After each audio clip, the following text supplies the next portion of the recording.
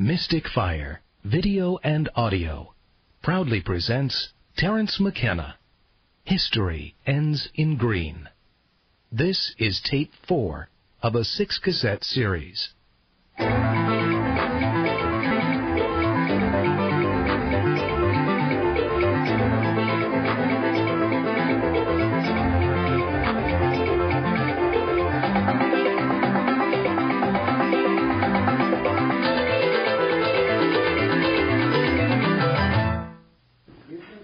Possible connection between this phenomena and reincarnation? And what? Reincarnation. Well, we talked a little bit this morning about the relationship of these ideas to death and how shamans claim that they're seeing into a world of souls. I don't know. I find it... The thing which really got me is the presence of these English-speaking entities in the trance. I mean, that I did not expect. From Jung and from Freud, you expect residual memories, but not these entities, these beings. And then the question is, where are they? Who are they? Well, a conservative, the possibilities are fairly limited. They are either dead people, because they are clearly more like people than like animals. They, after all, speak and communicate and have intentionality in a purely intellectual realm. So that means they're like people, but they're not like anybody you've ever seen. So are they dead people? That's one possibility. Or are they extraterrestrials? Well, that's another possibility, but the problem is we've never seen an extraterrestrial. We've got dead people all over the place. We know that they're dead people, but we don't know if anything survives bodily death. Well, then the other source is, are they from the future? Are they future people? We see people now, so we can extrapolate there must be people in the future. They might be different from us. Perhaps they could come back. So those are the fairly uncomfortable and limited choices. They're either an advanced state of humanity, they're the souls of the dead, or they're some kind of extraterrestrial dwellers in a parallel continuum. Well, now, you're supposed to generate hypotheses conservatively. That means that the dead lead by a mile. Just by logical deduction. So the strangest hypothesis turns out to be the most likely, that these are the souls of the dead, and it's possible that reincarnation is something where at a certain point in historical time we find out about it. We learn literally the secrets of death. I mean, this would be big news. It would be quite a surprise to the forward thrust of scientific rationalism if what it was going to lead to was opening a communication line to the ancestors. Right. I just wanted to add here about the Peyote Church because it seems to really fit. I had questions about initiation because I think that's really missing in a lot of this use of material. I just wanted to share one vision I had in peyote during the ceremony, and that was there was a feeling inside my body that something was going up and down my spine, or something was moving around. And when I closed my eyes, there was a bird flying out inside my body. And as I got deeper into it, there was a flock, and then there was a lake, and then there was forests, and then I started crying. It was just very pristine and beautiful.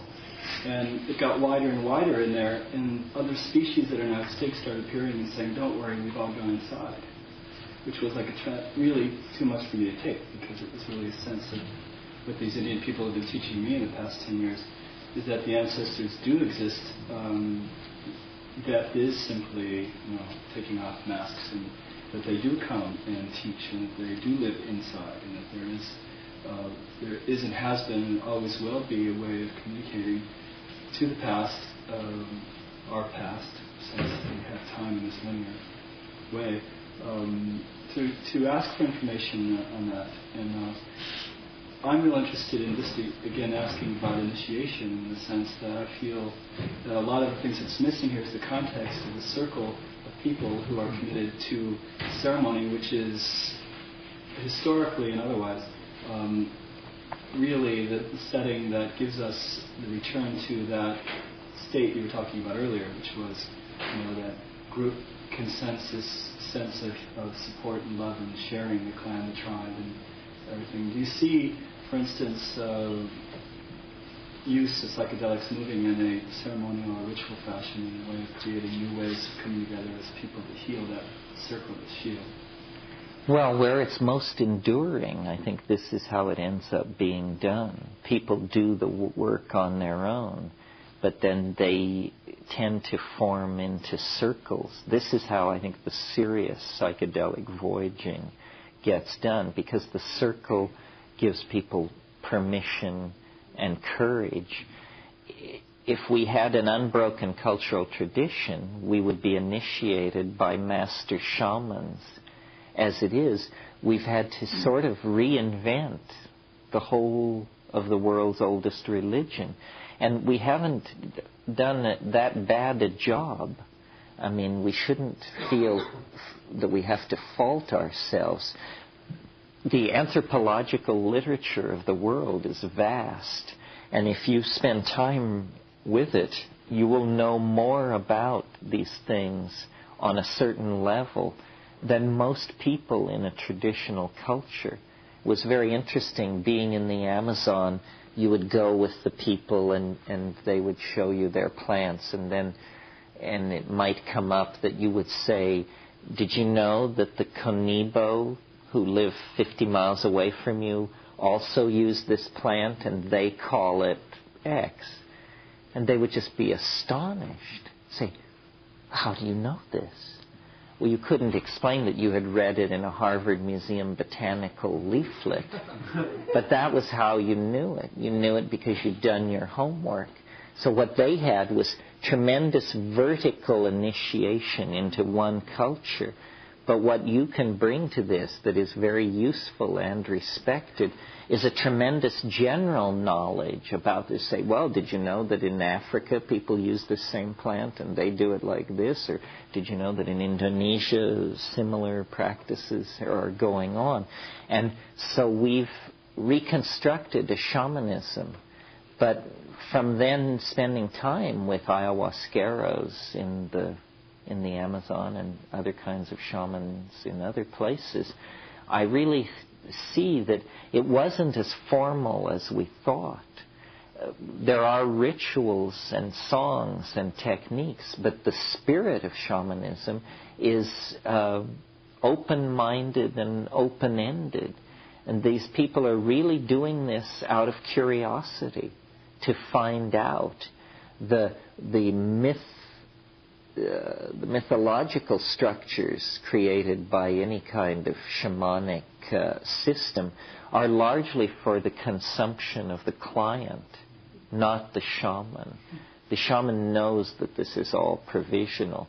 And what we found with the shamans in the Amazon was great curiosity, great willingness to try out novel concepts, to integrate weird ideas into their own cosmology, electromagnetism, viruses, computers. They loved all these things because they saw them as metaphors that they could integrate into their visions. The flying saucer is a metaphor like this, very strong in the ayahuasca mythology. Liz, did you want to say something? Terence, you said earlier today or yesterday, sometimes that's what happens when we write things down. The domain in which we operate lies within our minds. And I'd like to know how that, I'm always confused about real and not real. All these realities you've been describing with little L's, et cetera, is that within your mind? And is the English, because that's the language you're most familiar with? Well, I think what I meant when I said the domains in which we operate are all within our minds is that inside culture, it's all whatever we say it is. In other words, other than that it's day and night, nature doesn't say much to us. We pursue our activities all inside a construct of culture that comes out of language. So that's what I meant when I said that it's all within the domain of our minds. I mean, it's all within the human world and potentially affected by the human mind. The problem of real and unreal, which is supposed to be a naive problem, is one I have too. I think that the real world is so strange that it's just almost too freakish to suppose. You know, I quote all the time J.B.S. Haldane, who said the world is not only stranger than we suppose, it's stranger than we can suppose. This is a tremendous liberation once you grab onto it.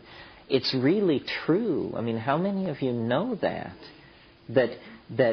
it's really true that the world at any moment could come completely and utterly apart?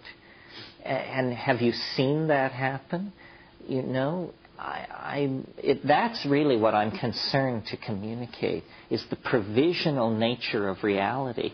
It does have a certain momentum, and thank God for it, because, you know, who could stand it if it were always coming unglued?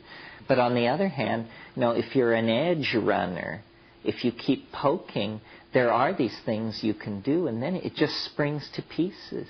And I don't say it's all lies. It doesn't seem to operate in the domain of truth and lies. It's just that this is all just such a limited slice to what's possible.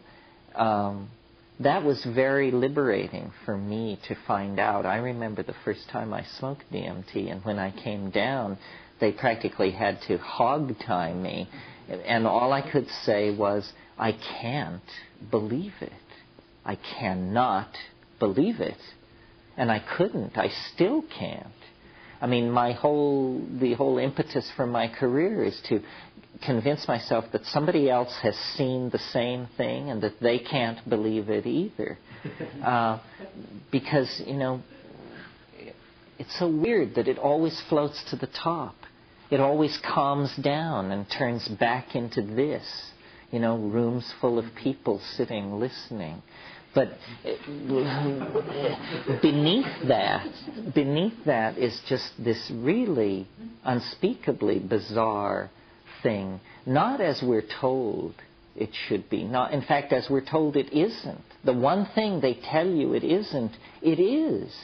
It is. It is made of magic. Anything can happen. I mean, to have elves by the thousands pouring into your apartment, how can a rational, what is a person to do with that? You know, because it's that what happens is that in a single moment, in the privacy of your own reality, it's revealed to you that all of history is a mistake, a delusion, a horrible misunderstanding, but you're given no evidence. Only the conviction that this is so. And then you're set down among your fellows, and they don't know what you're talking about, can't understand why you've become so agitated and addled. And I think this is what we all as psychedelic people live with. And we suspect each other. We can't be sure that anybody has ever really seen the true naked heart of the stone but ourselves. And so then it's this tremendous catalyst to language, to try and build metaphors, to try and get the nod of recognition so that we are satisfied. It's not really stranger than the real world, would you say? It is the real world. I mean, in the so-called real world. I mean, that's... Well, it's more brightly colored. It's moving faster. Why is it so brightly colored? Why is it moving faster? I mean, what I've noticed in my DMT experiences, and when I realized this, it was with a certain amount of horror, was you break into this space. It's dome-like, it's warm, it's diffusely lit. There are all these self-transforming machine elves and their toys, which also are singing and condensing and making objects and so forth and so on.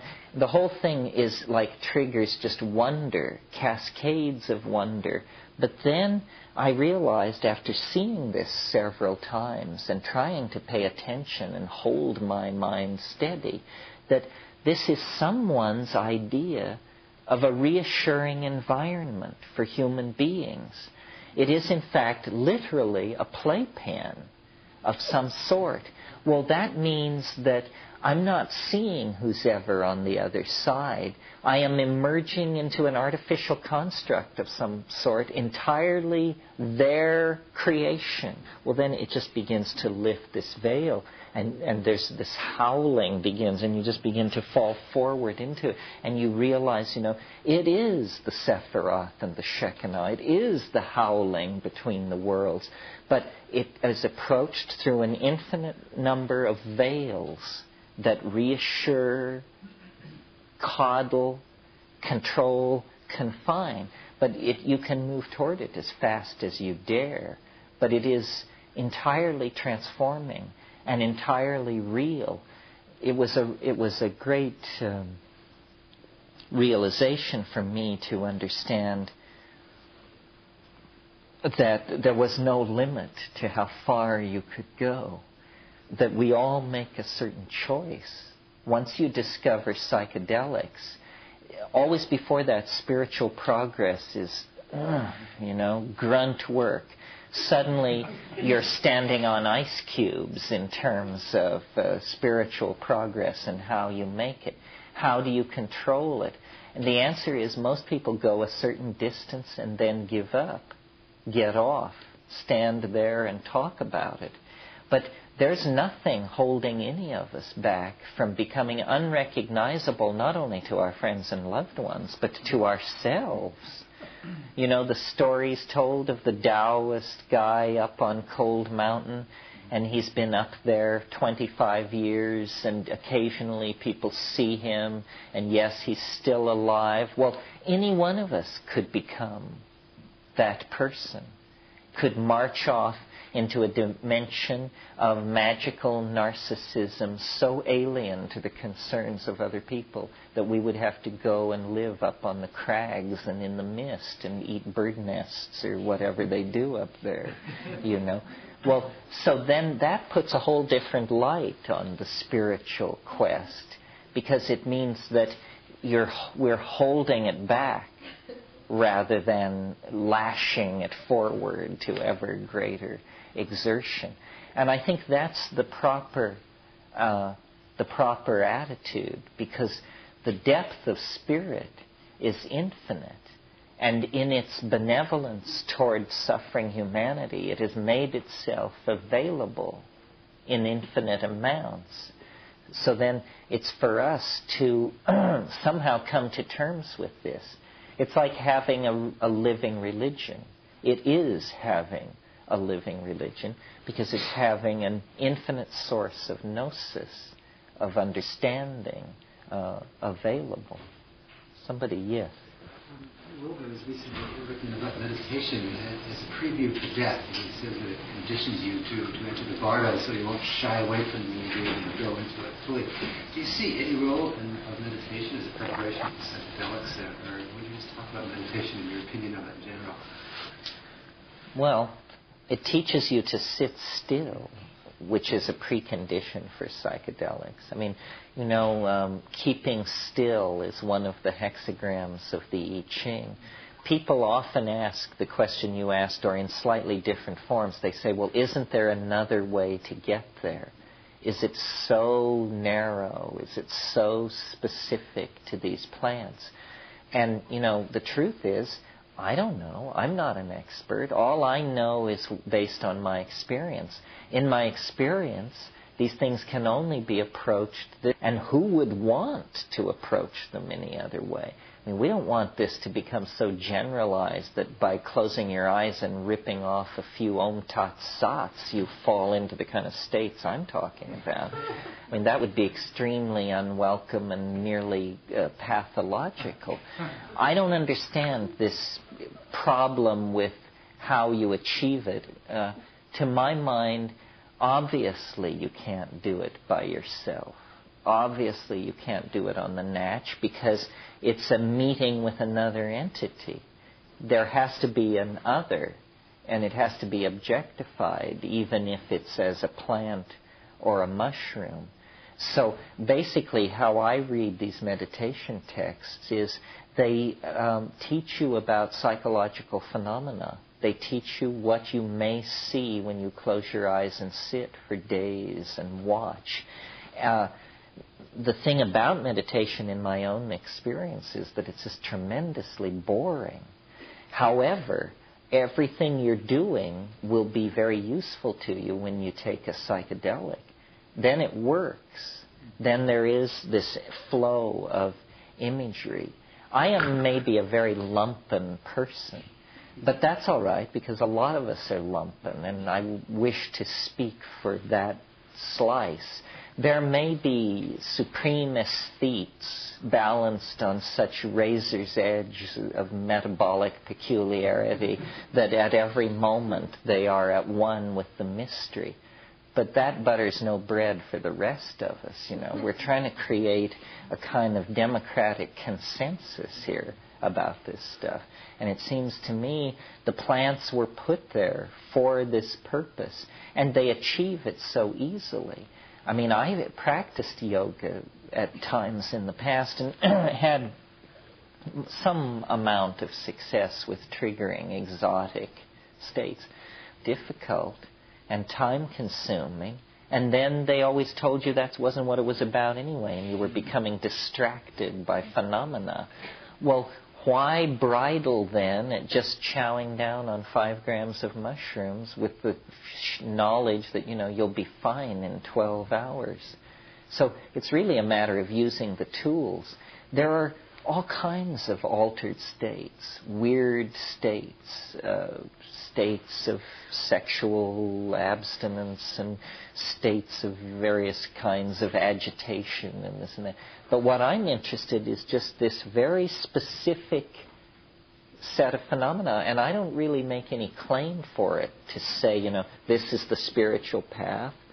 I don't say that. What I say is this is the most interesting thing around.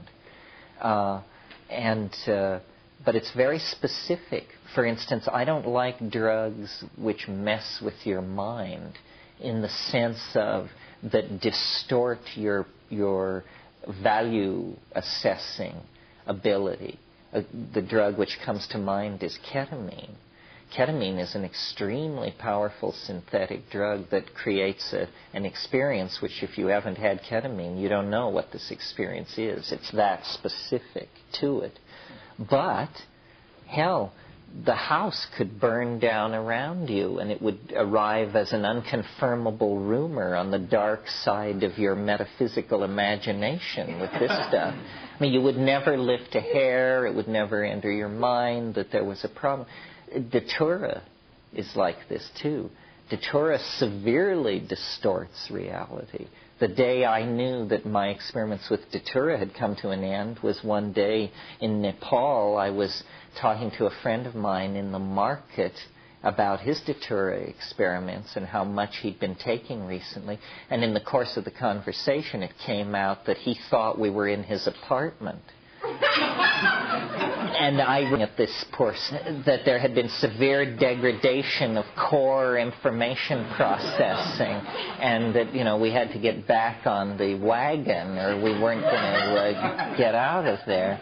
But so then let me describe for a moment the state of mind on DMT is, if you keep there is a tendency to give way to absolute astonishment.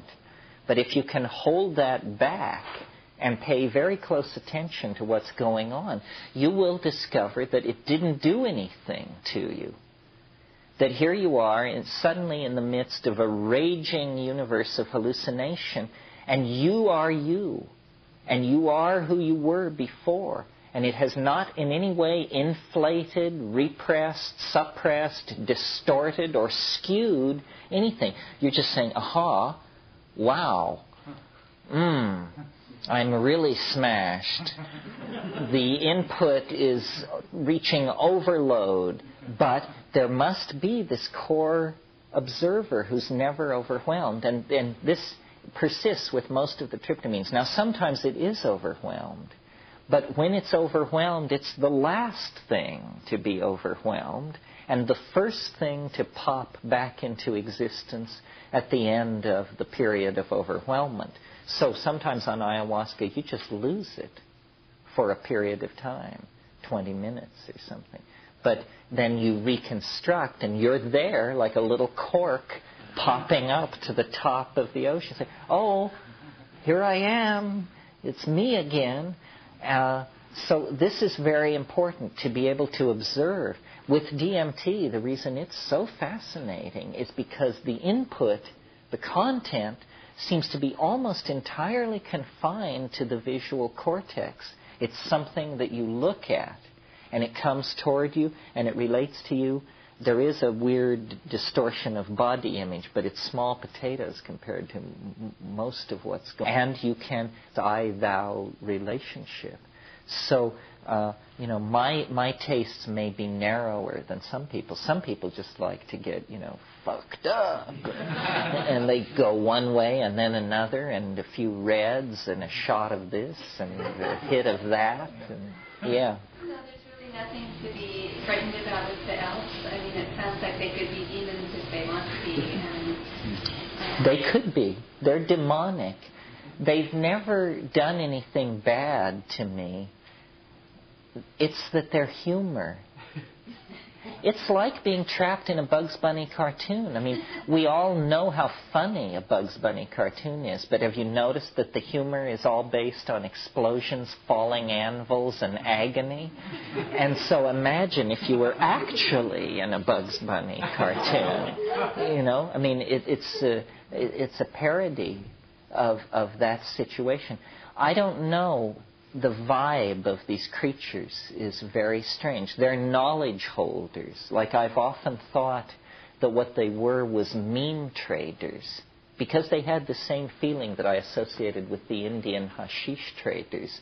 They're meme traders. They are, when they spread out all this stuff in front of you and are saying, look at this, these marvelous jeweled objects, these are things they're selling. They want to trade. They're asking, what have you got? What can you show us? Your Rolex, your fountain pen, your political beliefs, your sexual orientation. What do you want to trade? And so they're sort of like cosmic pack rats. Pack rats will take something, but they always leave something. Have you ever dealt with pack rats? Oh, pack rats are fascinating because if one finds you, it will leave an object in trade for whatever it takes. And the trick is so you give it a paper clip, it gives you a fountain pen. And there are stories in the gold country of Colorado and California of people having relationships with pack rats where they were trading its thumbtacks and it was bringing them gold nuggets until, they had enough gold nuggets that they could leave off trading with varmints and get a life. Yes. From your experience of other cultures that use psychedelics and have used them, do they always make people kinder and gentler? Do psychedelics always make people kinder and gentler? Do they make us kinder and gentler? Well, that's an interesting question. I mean, as I get older, I ask it slightly differently of myself. I ask the question, if this stuff is so great, what is so great about us that we're any different from anybody else? Or are we just like holy rollers and Taoists and Hasidic Jews and everybody else who thinks they've found the final answer? What is so great about it? The answer to your question is I don't think so. I think of the Yanomami culture. Certainly from the exterior, this looks like a fairly brutal culture. The men, it's the only culture where DMT is a regularly abused drug. And the men blasted up each other's nostrils with these hollow tubes. And then the name of the game is two guys square off. and you plant your feet flat on the ground, and the guy who goes first hits the other guy as hard as he can with the flat of his palm in the chest. And the game is to knock the person over. So you absorb this blow, and then it's your turn. And you get up, and you do it. And these two guys, totally salivating to the four winds, will stand and do this till somebody is knocked off their pins. Well, so then you ask them, what's going on here? Is this like the Super Bowl? Is this fun for you guys? And they explain that they have demons that live in their chest. And they collect these demons on their psychedelic trips. And the more demons you have, the harder it is to knock you over. So they're doing this thing. But they're also lacerating each other with clubs and this sort of thing. I think that it's fouled up. I have the faith that if you have psychedelic religious ritual in combination with group sex in a small tribal group whose economy is based on nomadic pastoralism, that then it will be very, very hard for these people to maintain a neurotic lifestyle. But that if you interfere with any of this, then you'll get anxiety. And so you have psychedelic cultures, but the Yanomamo, this is a culture of male dominance and sexual anxiety and, a lot of tweaked stuff. But I think that the main thing is that the cultural group must take the psychedelic frequently enough that the ego does not form, and that the specific manifestation of ego that you want to watch out for is concern for male paternity. That once it's gone that far, it's lost, and then because then there's male-male rivalry for women and territory. Yeah. I'd like to go back to the Irish elves for a second. My wife came across an article. She's Irish, and came across an article last year drawing between lighthouses and possibility of seasonal ceremonial use of shrooms. And we sent you that article. I remember that article. I was wondering if you followed that up, and in light of your having written the introduction to the Celtic faith or the fairy faith in Celtic countries. Well, it would be very interesting to prove psilocybin use in ancient Ireland. That people who have been to places like Ionia and like that say they're just overrun with mushrooms. And yet it's not explicit in any Celtic source. There's a lot of psilocybe in Europe. I mean, I was surprised. I thought that it occurred rarely, and so you could make the argument that it was possibly there. But last year when I did a speaking tour of Germany, and we were from Hamburg clear down to Munich and into Switzerland, everywhere there were mushrooms. And we would talk like we're talking here and then have lunch recess, and people would come back 2 hours later with small grocery bags full of these things. Well, I don't understand the peculiar... there must be something we don't quite grok about why the mushroom image is taboo. Maybe because it looks like a penis, but that doesn't really sound right to me.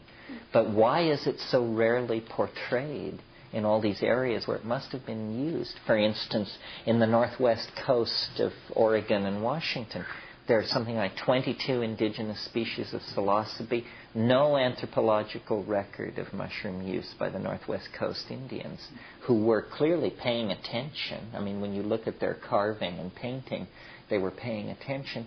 Where is the record of the mushroom use? In ancient Ireland, and throughout the Celtic area, into Germany and Bohemia, no visible use of. in the old Europe that Maria Gimbutas talks about. Again, a prohibition of the image. So this is puzzling, not easy to understand. I would like to believe that in Africa, 15,000 years ago, the primary religion of humanity was goddess-worshipping pastoralism based on sacramental use of mushrooms. But again, the physical evidence is just a few petroglyphs, drawings on stone, and it isn't a strongly proven case, so it's not well understood. It's hard to believe that the Irish weren't mixed up in this somehow. I mean, it seems so basic to the Irish soul. Yeah. How many grams of mushrooms do you recommend taking? 5 dried grams. And you should weigh it. You should invest in a little scale and weigh it, because people eyeball it and they inevitably choose much less than is the correct amount. And if you're taking fresh mushrooms, you should take like 60 grams, because it dries down by a factor of more than 9 to 1. You're into cubensis? Cubensis. We're always talking about Stropharia cubensis because that's the one people cultivate. Some of the wild ones are stronger, can be taken in smaller amounts. But I think it's good to take Stropharia cubensis because then you know what you're getting. Because it's, some of these small psilocybes look physically very much like Galerina species that have irreversible liver-destructive toxins in them. So if you eat a Galerina, you'll have a very bad experience. Or maybe a very good experience. But none of us will ever know. Speaking of mushrooms, how about the Amanita muscaria? I've heard on that. Well, this is a very controversial mushroom that is wide. You all know this mushroom, the red one with the white dots on top of it, the toadstool of European mythology. It's used in Siberia and places like that as an intoxicant, and Gordon Wasson thought that it was the basis of soma, but it now looks like it probably isn't the basis of soma, and that it's very variable, seasonally variable, geographically variable, genetically variable. So you never know what you're going to get. It's very hard to obtain a reliable, desirable intoxication from that mushroom. It's another one of these. There are a lot of these things that are sickening and distorting, and that after you've gone through a night with them, you feel reborn because you're so damn glad you lived through it. But they're not really psychedelic, Any other question? I said something before about this idea about the dead ancestors. Oh, yeah. What about... I saw an ad recently in some New Age magazine that stated just because they're dead doesn't mean they're smart. And it actually had an IQ test that you can give. An IQ test to your ancestors? So that also the entity that's been channeled. Well, that's great. We've needed that for a long time. Just the simple test for grammatical correctness would eliminate.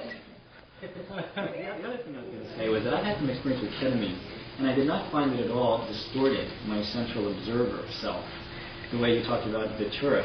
And I think at the height of a DMT trip, we wouldn't be able to do much of a fire in the house either. I mean, when you take a psychedelic that powerful, ketamine or DMT, you make sure you put yourself in a situation where you don't have to worry about physical surroundings whatsoever. So. But the thing that I noticed about ketamine is the first thing that happens is you stop worrying. The very first thing, before there's any manifestation of any symptom whatsoever, you kind of, what the hell? And that's the beginning, but it's all that you're not paying attention like you should. The first couple of times I did it, I was profoundly scared that I was dying. Well, I think it also depends on the dose. How much did you do? 50 milligrams to 100 milligrams. Yeah, well, see, I didn't do it that many times, and each time I did it quite a bit.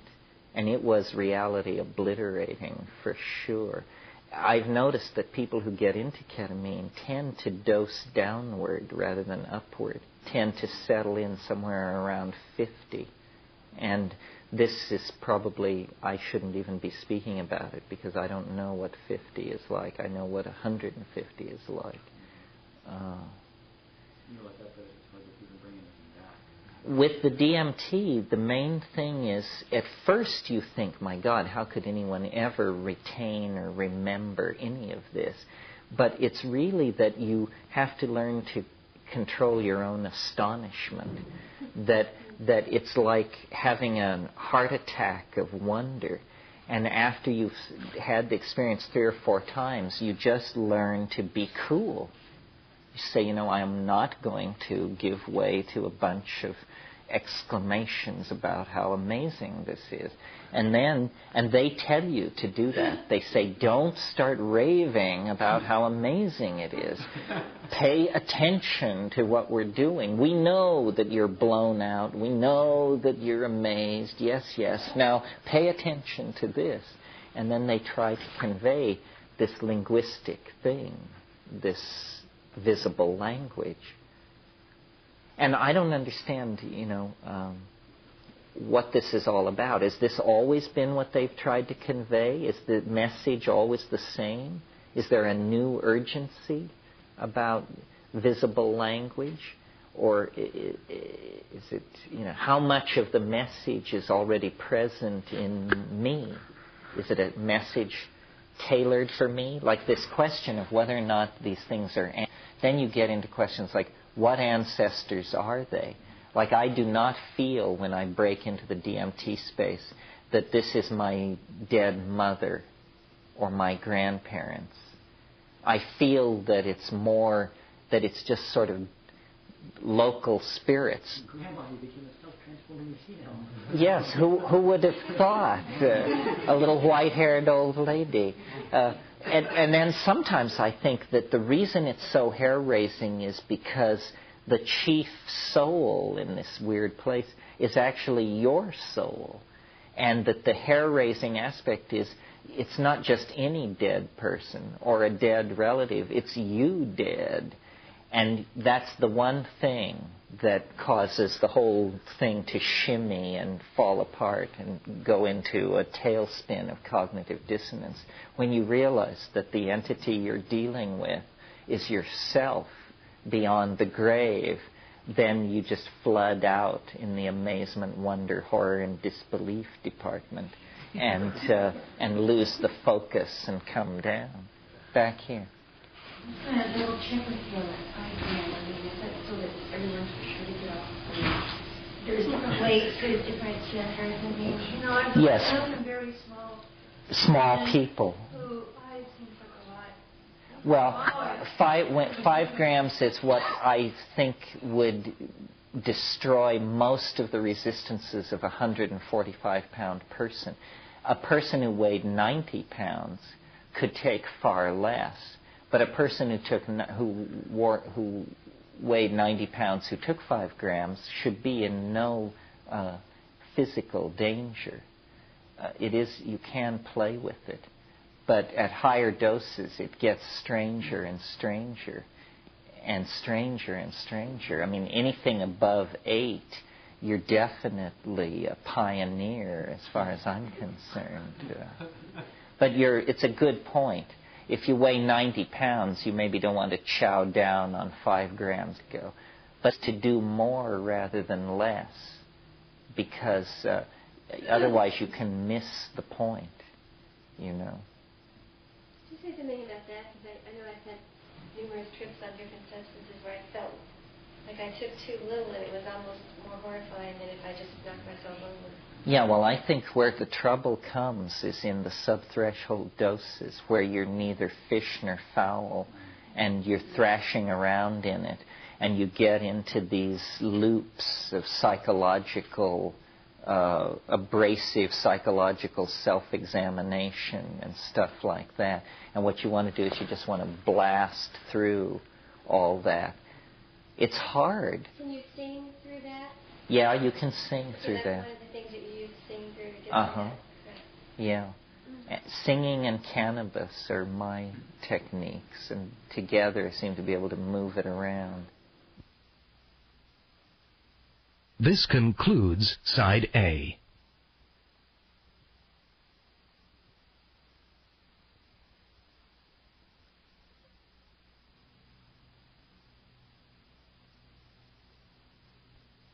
You mentioned that you mushrooms alone in the dark. What is the effect of being with people who are either observers or participants in Well, for me, you have to understand, I'm a double Scorpio and a kind of reclusive type anyway. The reason I don't particularly like tripping with people is because I just worry. I'm a worrier. And if I'm stoned and somebody else is stoned, then I worry.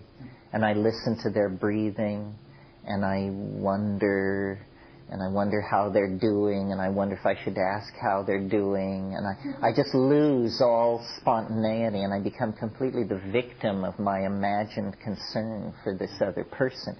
Well, then and then the other thing that happens is people are the weirdest objects in the universe. And if you're stoned and you come upon another person stoned, they can just unleash something you could never have imagined or conceived of. I remember, I think I learned this lesson the hard way in India, but years ago, once at Sarnath, and it happened many times, but this was typical. Sarnath is the place where the Buddha taught his first sermon after attaining enlightenment. He walked from Bodh Gaya to Sarnath. So I took mescaline there with these two women who were friends of mine, and it's all nicely green and sculpted. And we were sitting there under a tree, and I swear, 500 yards away, there were these two Indian guys walking across my field of vision. And I was sitting there, and I was loaded, and I was watching the traceries. And then I looked out across my field of vision, and I saw these two Indian guys stop dead in the center of my field of vision. And then they said something to each other, and then they turned 90 degrees. So they were now facing me, and they began walking toward me. And I was horrified. And I looked down. I said, I was so horrified that I said, I can't believe this is happening. I refuse to believe this is happening. I will just look at the ground in front of me like this. So I started looking at the ground in front of me, and I looked and looked and looked and looked until two pairs of brown feet appeared in my field of vision. And then I looked up at these guys, and they had caught the vibe, and they wanted to know what was going on. And several experiences like this caused me to believe that, you should really bury it deep before you take it into public. The other thing I've noticed is, if you're stoned in a confined space, there's a certain amount of control of synchronicity. There's rustling in the corners and batting at the windows and so forth, but this you can handle. But if you take it out into public, God, it's just absolutely uncontrollable. You could be struck by a meteorite. You could be abducted by extraterrestrials. A safe could fall on you. Anything could happen because the statistical disruption of ordinary probability is so great. What did I say? Oh, I remember what I said. I looked up and I said, I cannot be interrogated.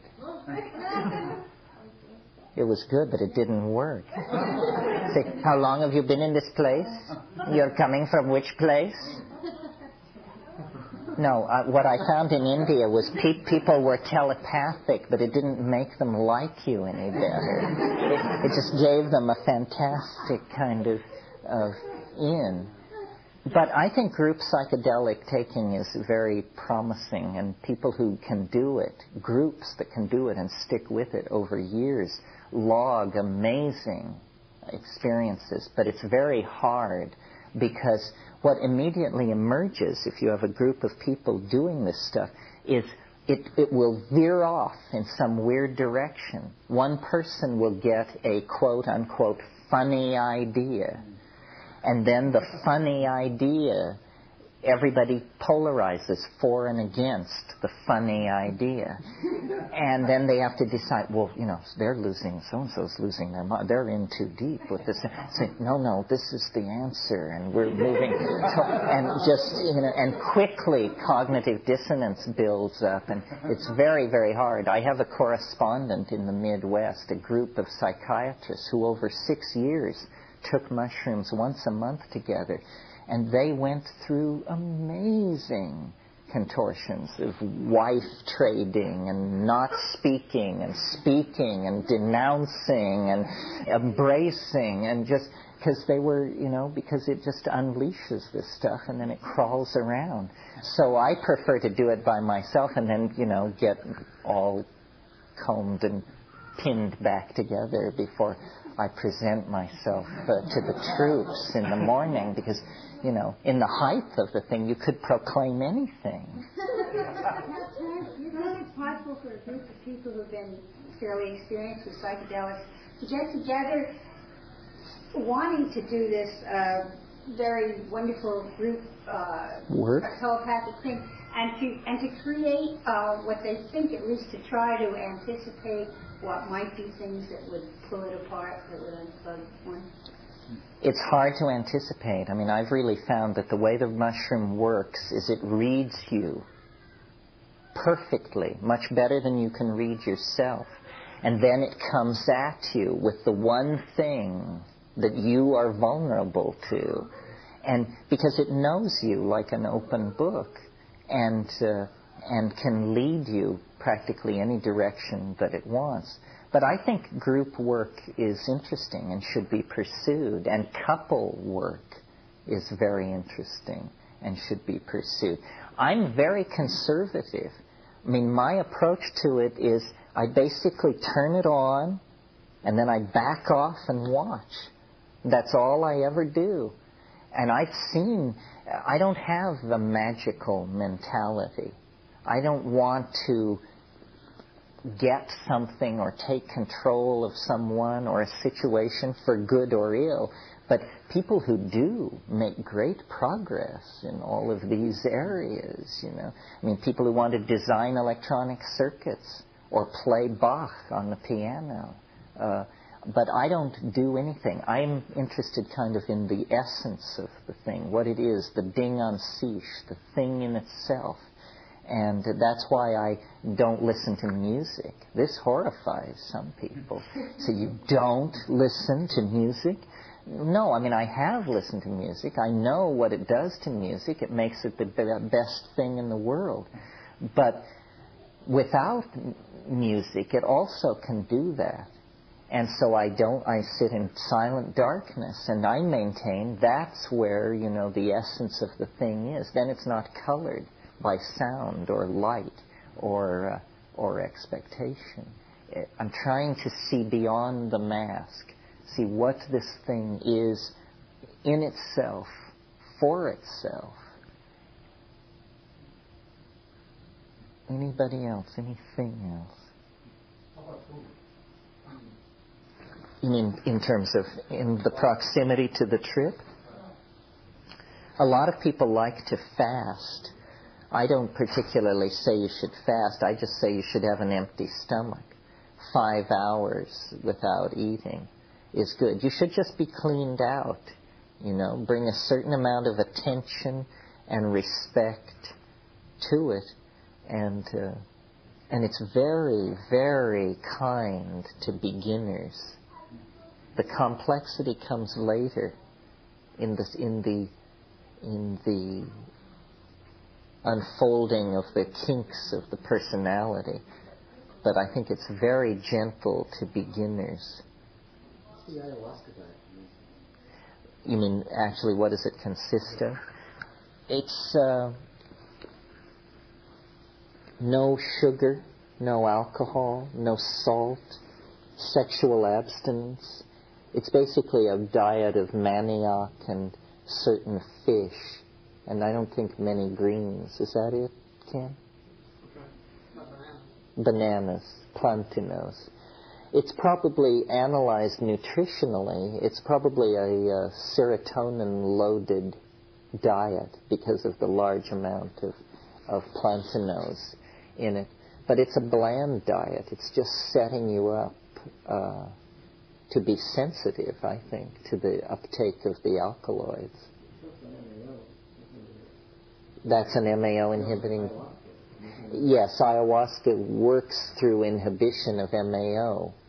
Good point. You see, normally DMT would be destroyed in the gut, but if you inhibit monoamine oxidase somehow, then it passes through the gut and is absorbed and passes into the blood. This was not known by Western pharmacology until the mid-1950s, but it's always been known in the Amazon.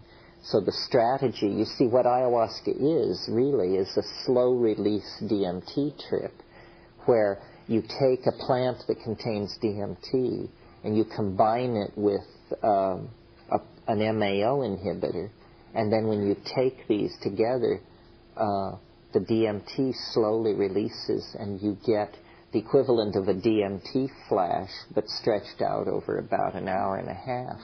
And so you can watch it more carefully. And some people say, that I overstress the visual side of things, that all kinds of things go on psychedelic drugs. Insights, conceptual breakthroughs, weird distortions of body image and this sort of thing.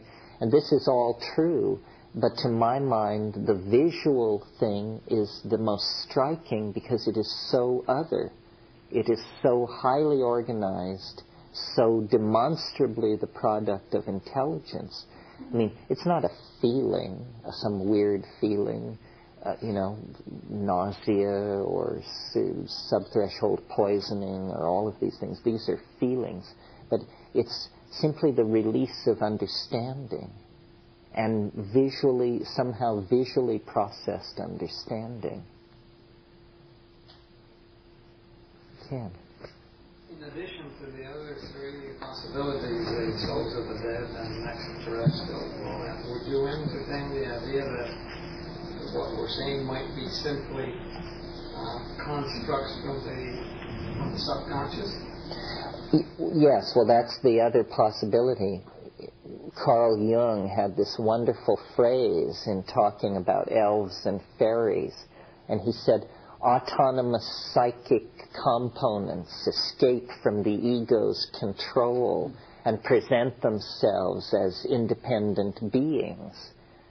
Well, that's just a description of a pretty twisted around state of mind. It's the idea, that you see the self in the mirror, and then you bring the mirror down and shatter it, and suddenly there are hundreds of selves. Each fragment of the mirror reflects a self. This would be a conservative theory of what these things are, except that they don't look very much like the self. The shock in DMT is, if this is myself, then I don't know who I am. But, yeah, one thing I've thought of in an effort to explain it is that they are fractally parts of the personality. That an elf is, you put 10 elves together and you have a personality, or something like that. And so these elves are literally autonomous psychic components that have broken free from the control of the ego. We say we've fallen to pieces, always talking about the psychedelic as a boundary dissolver. Well, maybe what happens when you smoke DMT is the boundary dissolves so quickly that you can say of the situation, that's me all over, because you're literally bouncing off the walls and visible to yourself. The illusion that you are stitched together within a body has been shattered, and your several or multiple personality components are jumping around the room. I think the most extreme case of that I ever saw was once I used to smoke. I don't recommend this, but in my vanished youth, I used to smoke DMT. And I smoked the DMT, and it was wild. It went on for a long, long time, and it was very intense anyway. And suddenly, right in the middle of this trip, this woman came back from Easter vacation, came charging up onto the front porch of this house and threw open the front door and ran into my bedroom door and started beating on my door furiously. Well, being a double Scorpio and secretive anyway, I just was like, had a heart attack. And I jumped off the bed, right out of this DMT flash. I jumped out and I landed on my feet in the middle of this room, and something about moving so suddenly had like shattered the distinction between the two continua. And I carried it all into the room with me. And so the room was then filled with elves.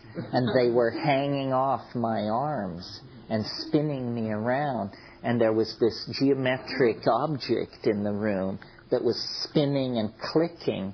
And every time it would click, it would hurl a plastic chit across the room that had a letter in an alien language written on it. And these elves were screaming and bouncing off the walls. This machine was spinning in the air. These chits were ricocheting off the walls. And I was trying to deal with Rosemary in the middle of this. And, it was a too muchness. It was a case of seeing too deeply into it. And you have, too many of those stacked up, and then you become reluctant. And this is why I'm very cautious with it. The notion of having enough chutzpah or will or something to want to try and use this stuff, I can hardly imagine using it. I mean, every time I encounter it, my wish is to not be destroyed by it. And the idea of using it for anything just seems like blasphemy, And probably is blasphemy, but probably a good way to get cut down to size. Yeah. Last night you were talking about how certain times harken back to other times. Right. According to this formula. And in the beginning of this weekend, you were talking about the archaic revival we're going towards or through. And I thought you were talking about going back to the time of that city in Turkey, that 30,000 years. Chatal-Höyük. Could you say a few words about that? I mean, is that connected? Well, no, that's the basic notion that somehow our future lies in our past. Right. And shamanism, well, the particular past that I wanted to concentrate on was this period of time after the melting of the last glacier 20,000 years ago, and for the 10,000 years following that, when there were pastoral populations in Africa and leaving Africa that had ecological balance and this shamanic doorway to nature. See, at every, the computer isn't here, but at every glaciation, human populations were bottled up in Africa during the time when the ice pack was thick. Nobody was getting out. But only the last time was pastoralism developed in the intervening period. So it was 20,000 years ago. Those people leaving Africa were herders of domesticated cattle, and all previous radiations out of Africa had been hunter-gatherers.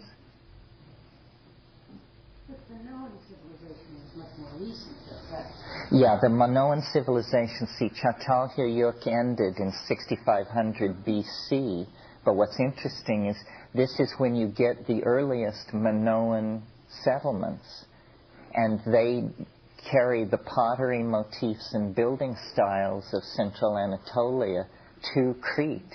So it appears that what happened was Chatal-Höyük was like the last outpost of this goddess culture, and when these wheeled chariot Indo-European folks came down, the survivors of that actually went to Crete, and Crete became this weird institutionalized backwater where literally for 3 millennia the fossilized social forms of the previous matrilineal society were kept intact, while on Asia Minor, on the mainland, it all became about kingship, male lines of descent, and all that. It wasn't actually until that turning point at the top of the wave in 980 BC that the last vestiges of this goddess culture were crushed in Crete.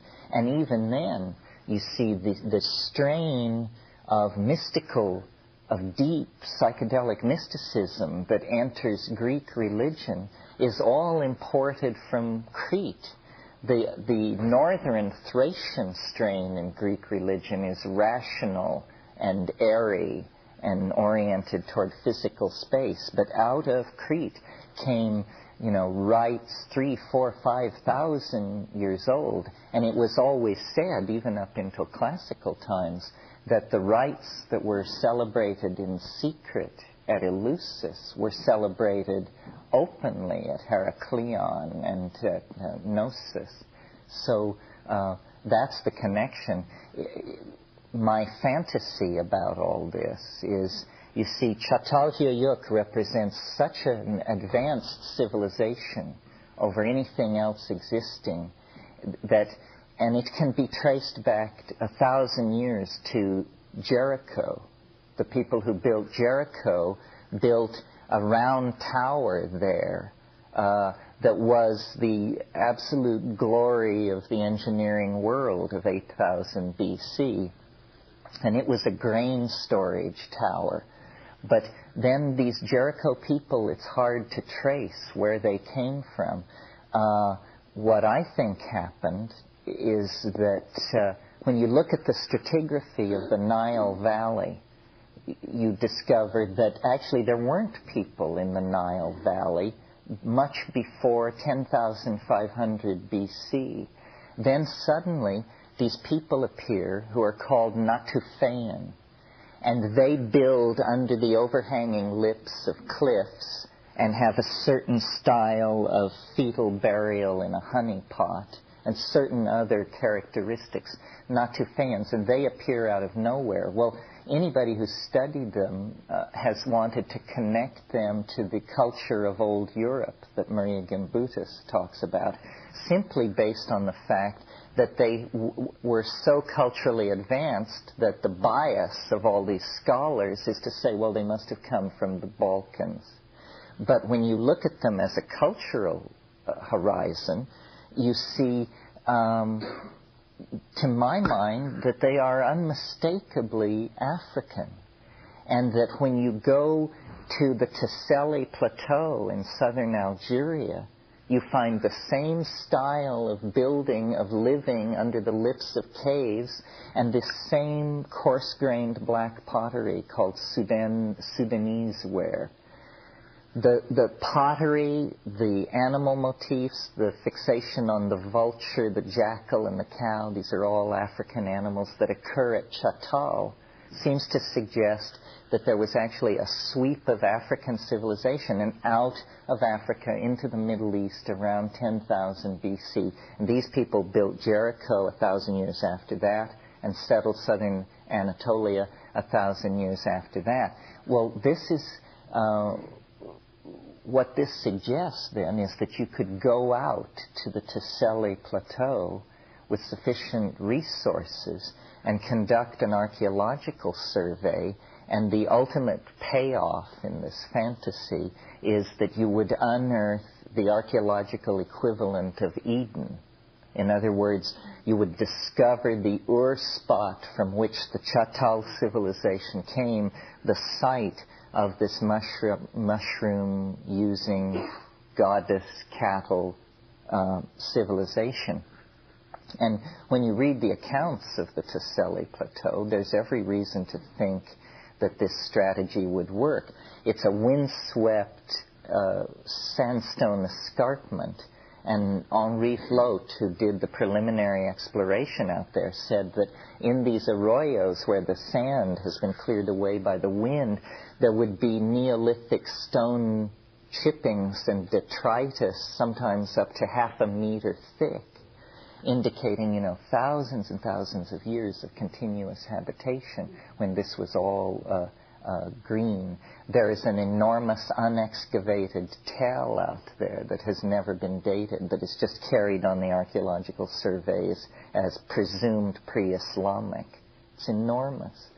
So digging out there might be a very useful thing to do. It's from that area that we get these 9,000-year-old images of shamans with mushrooms sprouting out of their bodies, shamans carrying mushrooms over their heads and running in long chains with strange geometric motifs trailing along beside them.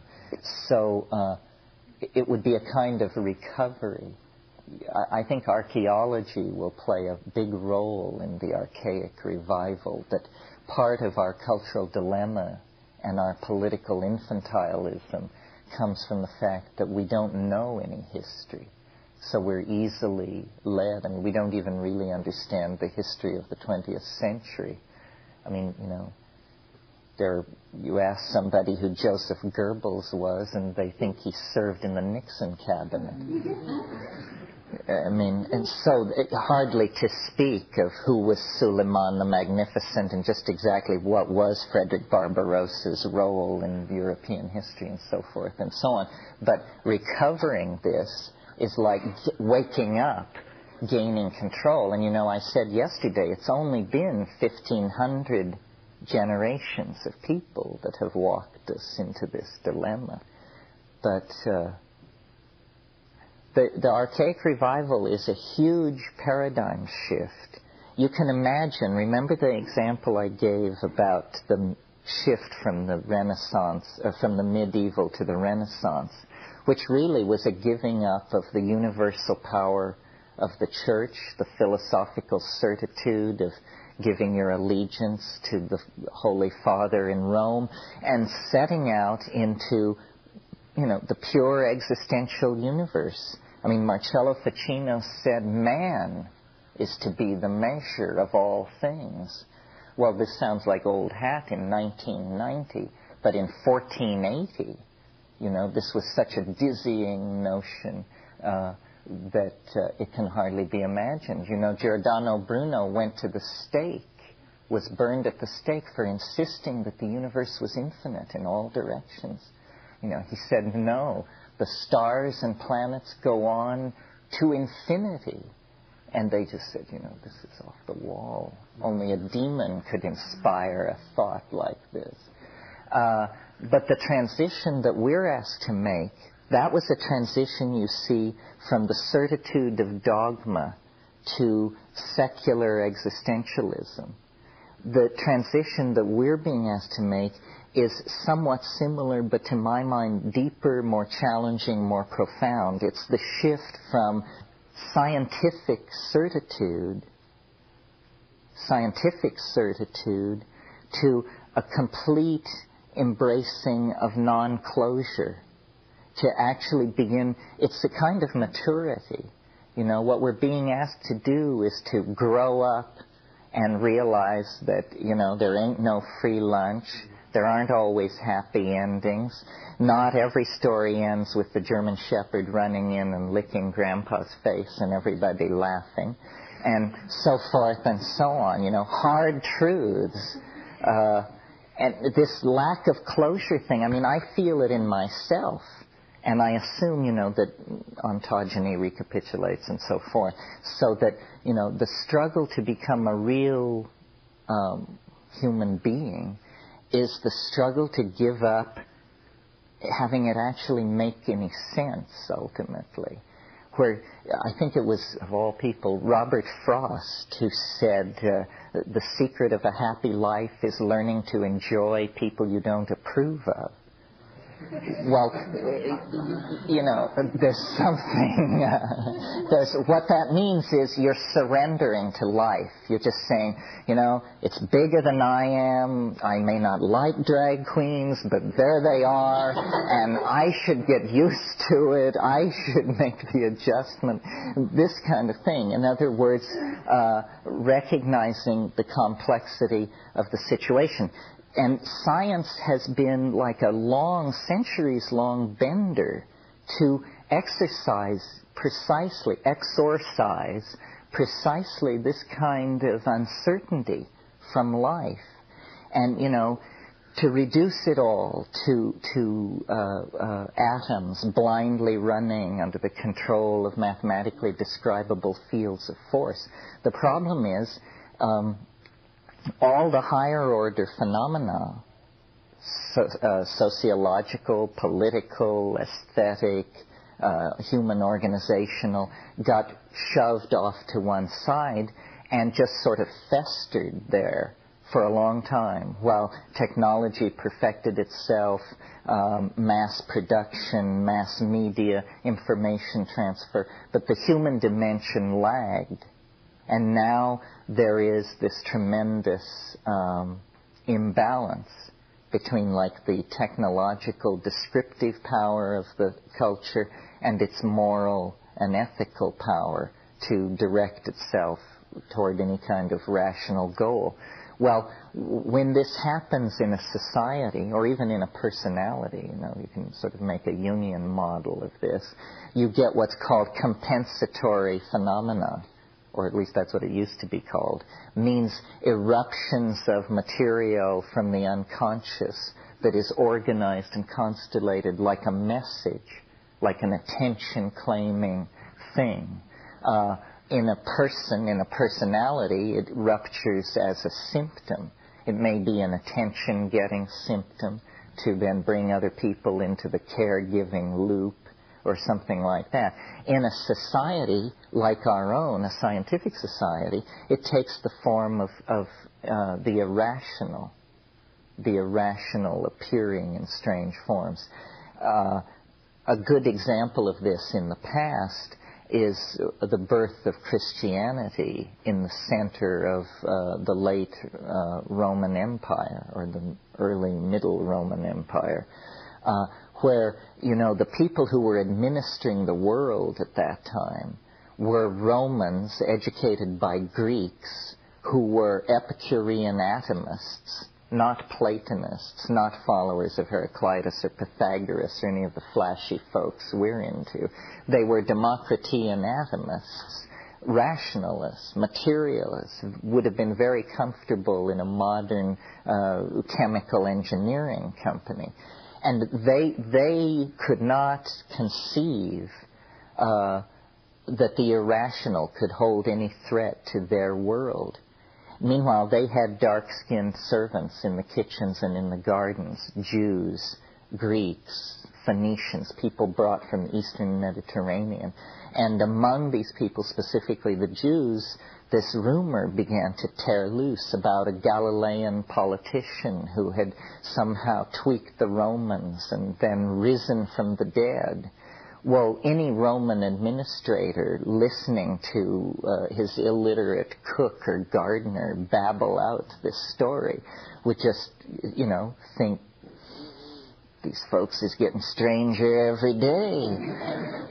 But what was actually happening, was a message was being enunciated which within 50 years would be hammering at the gate, well, make it 90 years, would be hammering at the gates of Rome with all the power of an invading army. In a similar way, the kinds of eruptions from the unconscious that characterize the 20th century are trying to serve a similar function. Well, I don't know where you want to put it, but like, for instance, the eruption of the beast man in the episodes of persecution that happened in Europe during the 20th century, persecution of Jews and Gypsies and Slavs.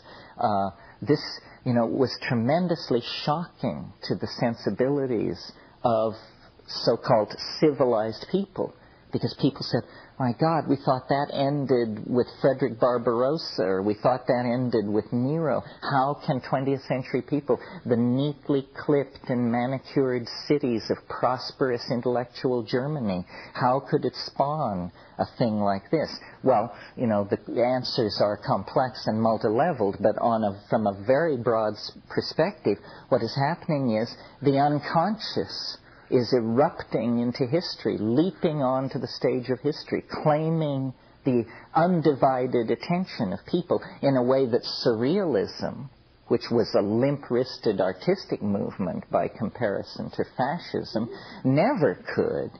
Similarly, you get that under control. The beast is supposedly suppressed by making, notice, a pact with a greater beast, that a demon can be summoned from the heart of matter with the purpose of wasting the cities of Germany. But then it arrives too late for that, but then it's good for the Japanese.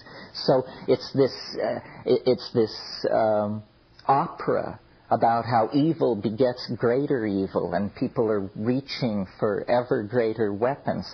Then the intrusion of the atomic bomb into history sort of halts that cycle.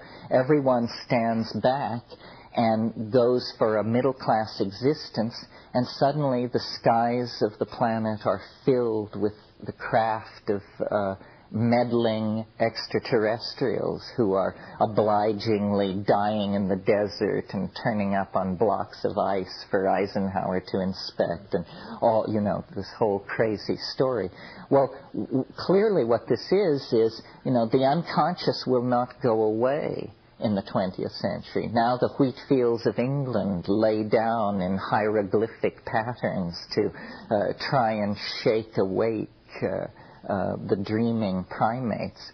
It's as though the whole of nature, is infused with a linguistic intent to communicate.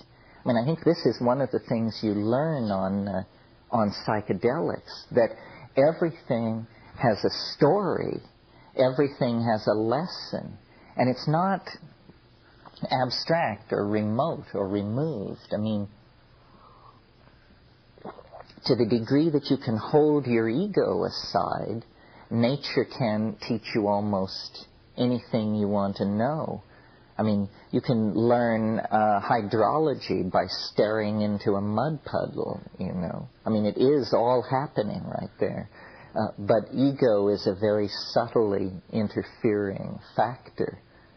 I always think, in my own experience at one time in the Amazon, when I was at my most illuminated, I could walk into the jungle and invite butterflies to come down and settle on my outstretched hands, like St. Francis of Assisi, And I would do this, and it would bring tears of joy and affirmation to my eyes, and then it would go on, and the tears of joy and affirmation would clear from my eyes, and in the midst of this pure, unadulterated ecstasy, a tiny thought would form, which was, wouldn't it be nice to show this to somebody else so they could see how great I am? So then, I scurry back to the camp, gather up a skeptical colleague, bring them back to the clearing, and march out into the clearing with outstretched hands to just have nothing happen, except people just turn away in just... My God, what an embarrassment you've become. That it's all going to end like this. Better you should be eaten by termites. It's a better story. So, it's weird. I mean, Tao is like that. You can't push it. You can't use it. Somebody asked me once, was I worried that the mushroom could be used for evil somehow? And actually, early on, this occurred to me, and I put it to the mushroom. And it basically said, you can't grasp it. It isn't even there if you have wrong intent. You can't even perceive it. It's very selective. And it must be so, because one of the puzzles for me, being in the communication business, is how it spreads, how the tree of information spreads, where it's tolerated, where it's repressed, where it's embraced. It's very interesting. You may have noticed mushrooms get extraordinary good press, or none at all. Even in the height of drug war hysteria, the image of mushrooms is largely neutral, unformed in any direction, otherwise viewed as rather comical, harmless, humorous. It is somehow hardwired into our consciousness, connected into an archetype that we are inherently friendly toward as primates. Probably this has to do with this deep food programming that went on for a long, long time. We literally cannot bite the hand that feeds us. So we have a kind of intellectual blind spot to this. Nevertheless, of course, it is a highly repressed Schedule I drug, viewed in the same category as heroin, cocaine, and what have you. This is because it has, quote unquote, no recognized medical application. You know, I don't know. It depends on what you think of as mental health. I would argue that it's an enzyme for the imagination, without which, as the sign says on the blackboard, you're not yourself. I don't know who wrote that up there, but they must have heard an old tape of mine. This was a graffiti on a wall in Cali, in Colombia. Without this, you are not yourself. Elf, the self. Please continue to tape 5.